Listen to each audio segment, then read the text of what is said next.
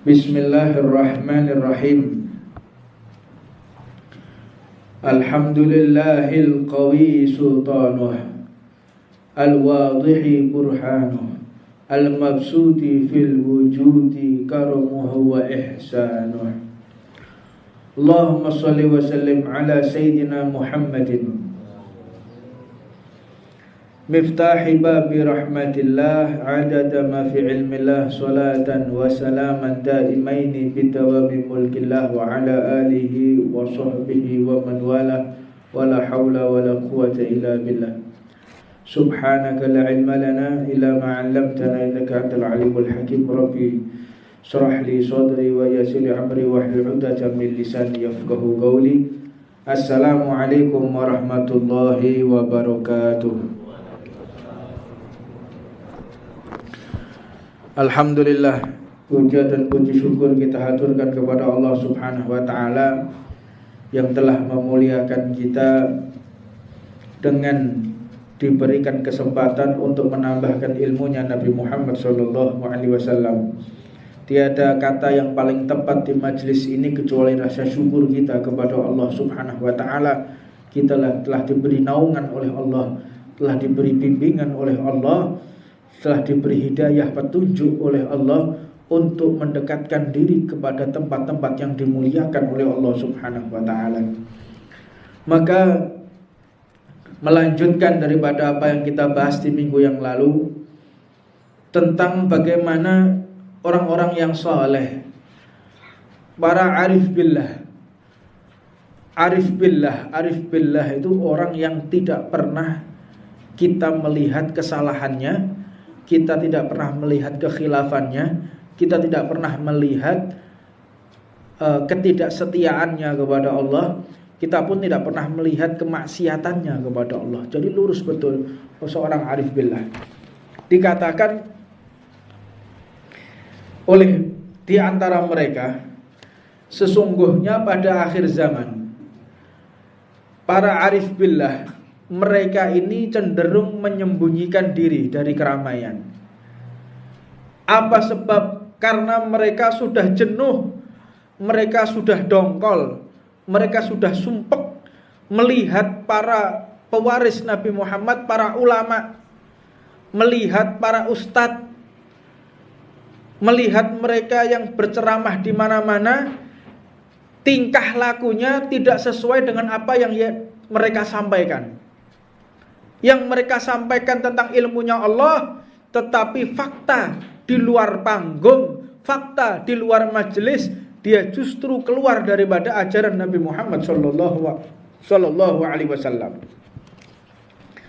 Maka mereka yang menutup diri ini dan menyembunyikan serta menghindar kepada manusia, terutama pada kerusakan zaman, kepada sekelompok orang inilah Rasulullah sallallahu alaihi wasallam memberikan isyarat kepada kelompok ini, yang mana Nabi Muhammad sallallahu alaihi wasallam mengatakan, kam min as'ath aghbar dzi timraini la yu'bah lau aqsama 'ala Allah la abrah. Banyak seseorang itu yang tidak diperhatikan di halayak ramai. As'ath aghbar, mereka ini yang rambutnya tidak teratur, acak-acakan. Aghbar, berdebu, bajunya compang-camping, sama sekali tidak ada harganya di hadapan manusia. Tapi tatkala dia bersumpah menyebut nama Allah, tatkala dia mengangkat tangan untuk mengadu kepada Allah, langsung dikabulkan doanya oleh Allah Subhanahu wa taala. Ini banyak mereka seorang wali, orang-orang arif billah, dia menutup dirinya. Jadi sebagian mereka, ba'duhum, mereka itu malah, kalau istilah itu nyelemor, nutupi diri, mengelabui. Jadi agar dia tidak dianggap sebagai orang soleh, agar dia tidak dianggap seorang yang sufi, agar dia tidak dianggap daripada orang-orang yang mulia, maka dia menutup dirinya dengan satu hal-hal yang kadang gak masuk akal. Di antaranya mereka itu untuk menutupi dirinya kadang pakai celana, kocong-motonan, tapi yang jelas mereka tidak maksiat ya. Jadi mereka tidak melakukan perbuatan makruh, gak rokokan, nutup diri ini terus rokokan. Aku rokokan nih gara-gara aku ini wali. Jadi aku ini gak rokokan, kok akhirnya hijabku kebuka. Lah itu model-model kayak ono, jangan tertipu. Ya. Lah kadang-kadang ada orang yang mempelajari ini dan pada akhirnya dia pura-pura gendeng. Biar dikatakan dia adalah majdub, biar dikatakan dia adalah seorang wali, rambutnya diacak-acak dewe, terus bajune dibuat compang-camping, pura-pura bodoh. Saya itu majdub. Model-modelnya jadi kamplengi modelnya. Iya, pura-pura majdub, jadi wali-walinan. Iya, pura-pura menjadi wali. Pura-pura menjadi orang dekatnya Allah, tapi doyan duwe. Iki sing medeni sing model-model ngono iku. Lek memang wali, akbar, asy'ath, mereka berdebu, rambutnya acak-acakan, gak doyan duwe, Pak. Ndak tahu narget, gak doyan duwe. Iki gak rambutnya acak-acakan berdebu njaluk duwe kono njaluk duwe kene. Kowe gak engke aku mbok kowe kuwalat lho. Kuwalat sapa? Ndak ada ceritanya yang seperti itu. Jadi ini zaman-zaman yang sudah kita tidak bisa menengarai. Iki benar-benar wali apa gak, iki wong saleh apa gak, iki ulama apa gak, bingung. Ini zaman bingung ya. Zaman yang kita sudah tidak tahu mana yang hak dan mana yang batil. Ini akhir zaman. Kita ini manusia terakhir. Manusia di penghujung zaman. Makanya perbanyak sholawat, perbanyak zikir, hadiri majelis ta'lim. Ini untuk bekal kita bertemu dengan Allah Subhanahu wa ta'ala. Sebab syarat mati itu tidak harus tua. Orang mati tidak harus tua. Orang mati tidak harus dengan kecelakaan, belum tentu. Syarat mati tidak harus dia sakit. Enggak, banyak orang yang seger waras, masih muda, tiba-tiba mati itu banyak sekali. Maka persiapkan kematian itu sejak sekarang. Jangan kita menunggu sakit, jangan kita menunggu tua, jangan kita menunggu dalam keadaan tidak kondusif. Tetap persiapkan pertemuan kita kepada Allah Subhanahu wa ta'ala.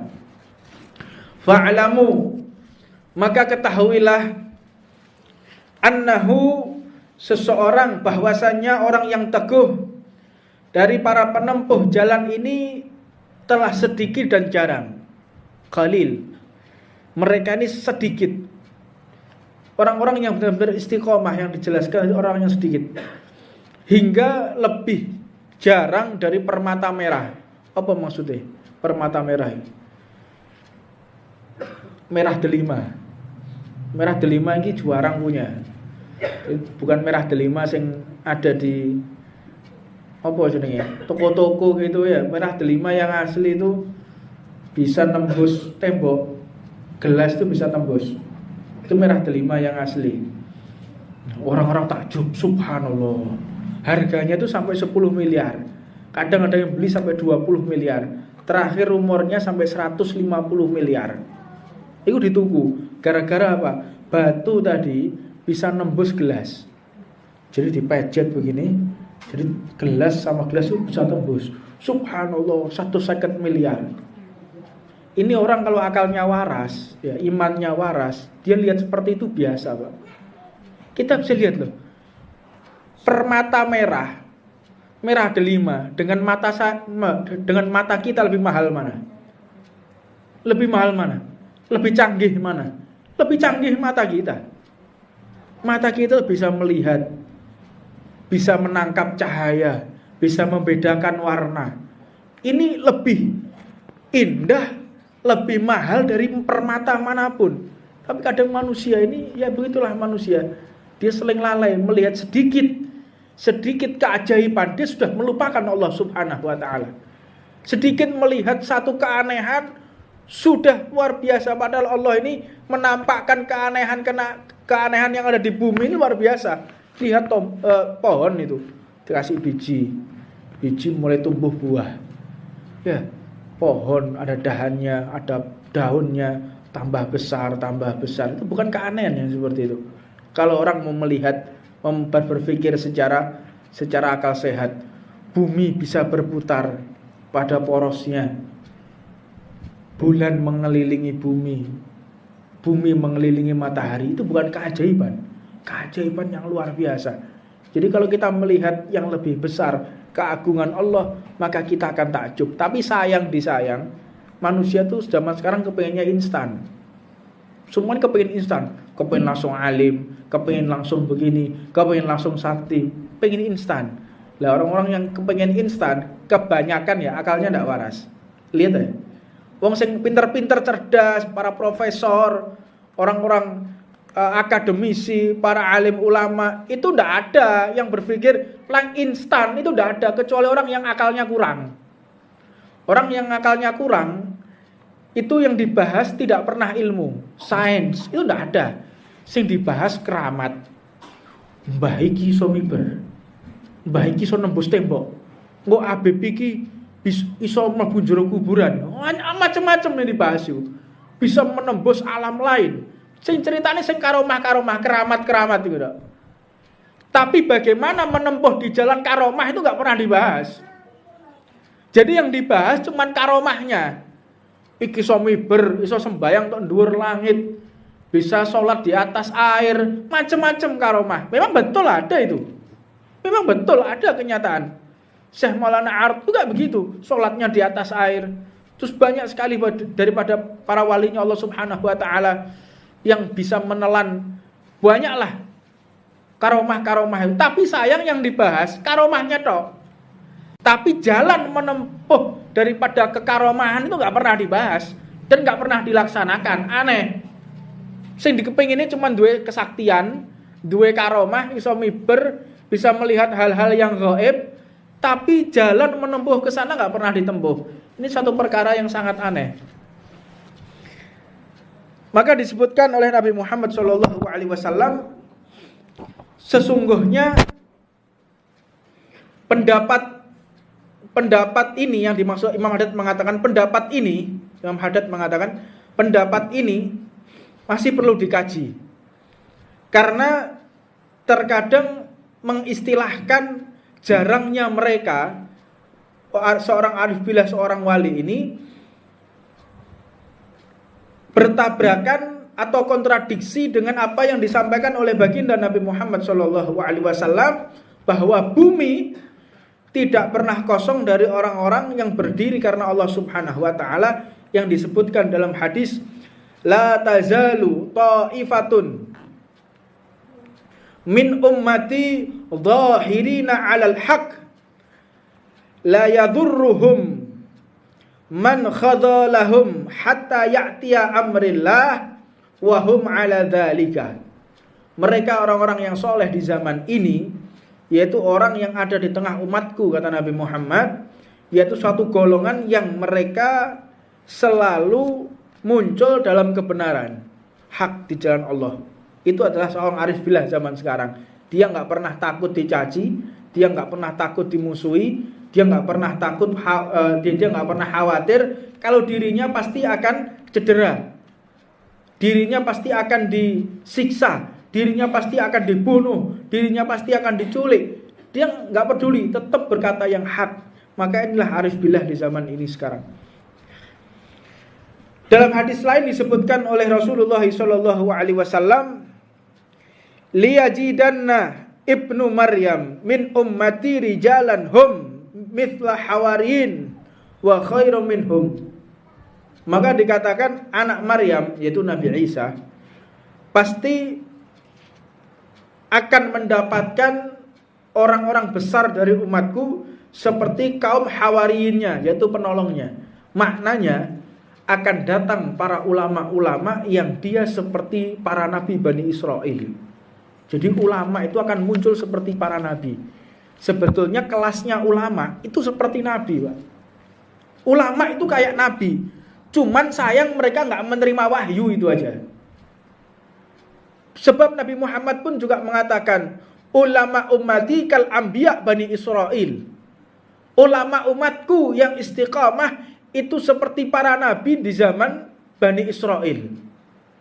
Jadi ulama-ulama yang berdakwah di jalan Allah, yang mereka nggak berharap dibayar, mereka nggak berharap mendapatkan pujian, mereka nggak berharap mendapatkan duniawi, mereka ibarat seperti para nabi yang diutus oleh Allah Subhanahu wa taala.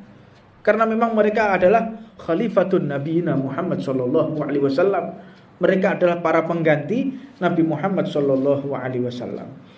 Maka penting kita pahami bahwasannya Allah Subhanahu wa taala benar-benar mencintai hambanya yang senantiasa setia kepada Allah.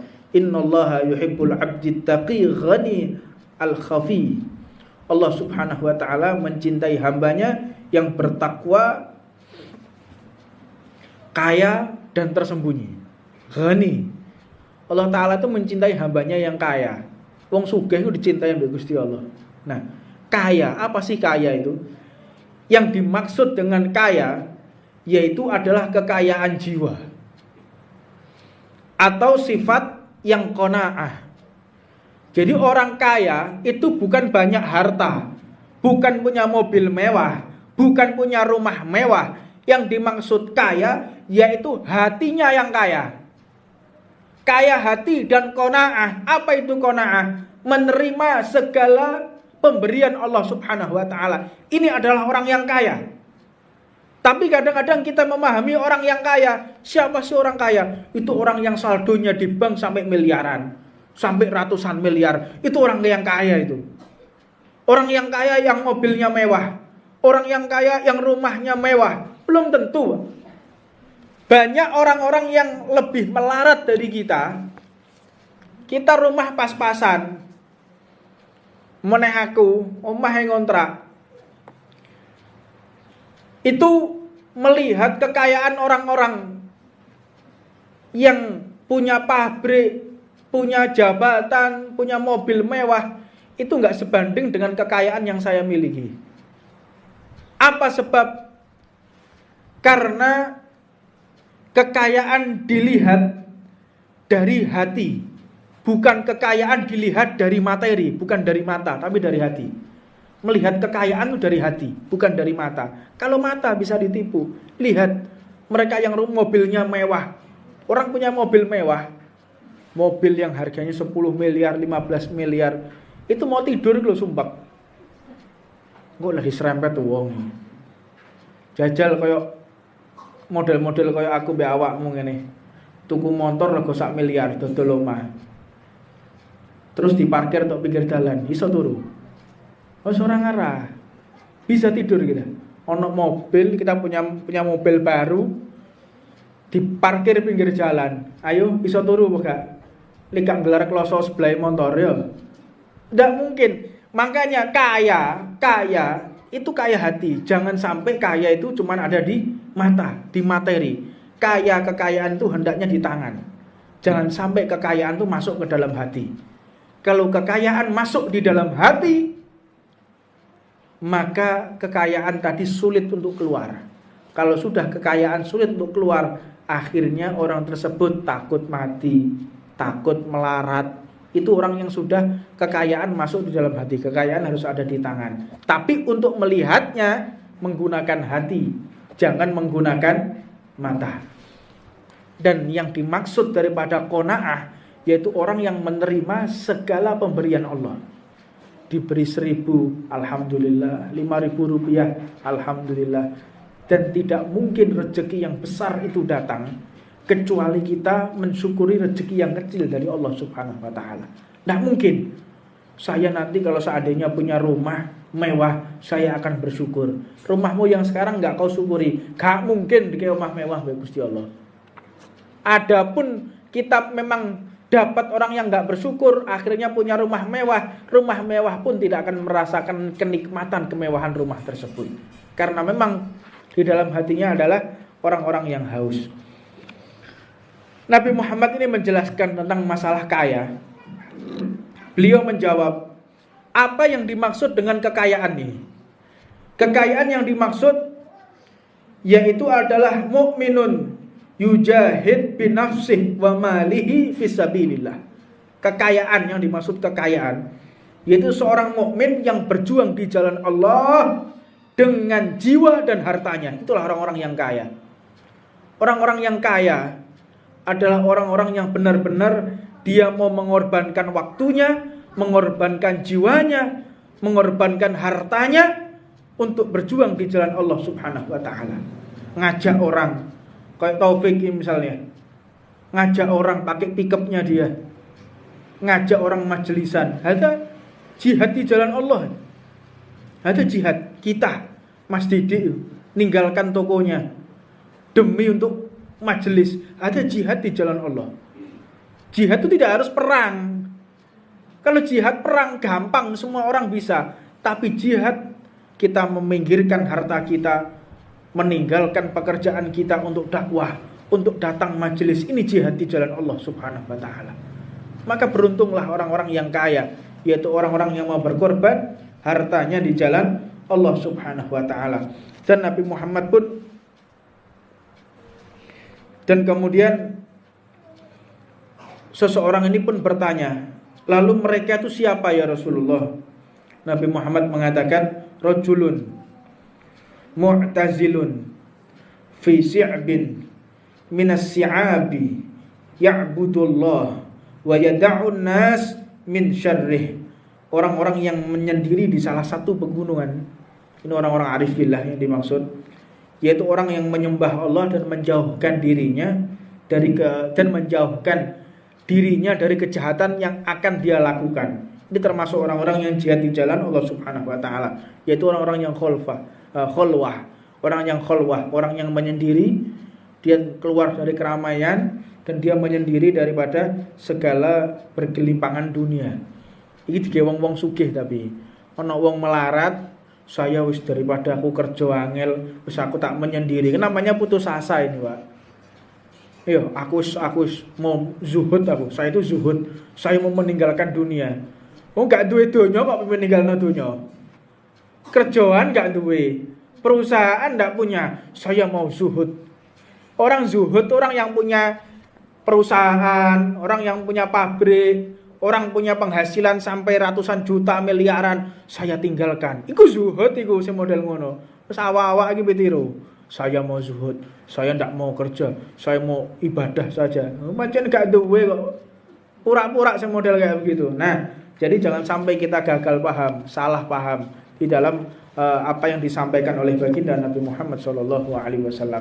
Dan di zaman sekarang ini sudah sulit kita melihat orang-orang yang benar-benar memang yang disabdakan oleh Nabi Muhammad, orang yang zuhud, orang-orang yang tidak mau keduniawian, orang nggak mau dunia. Orang yang nggak mau dunia sudah jarang sekali di zaman ini. Tapi yang bisa kita temui, ini Pak Bupati. Saya heran ini. Sampai sekarang gajinya itu nggak pernah diambil.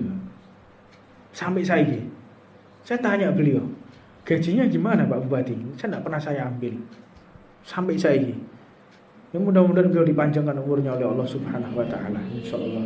Rabbana atina fid dunya hasanah wa fil akhirati hasanah wa qina adzabannar wa 'ala man wa sayyidihum rabbana hafidh wa la hadratin nabiyyil Fatihah.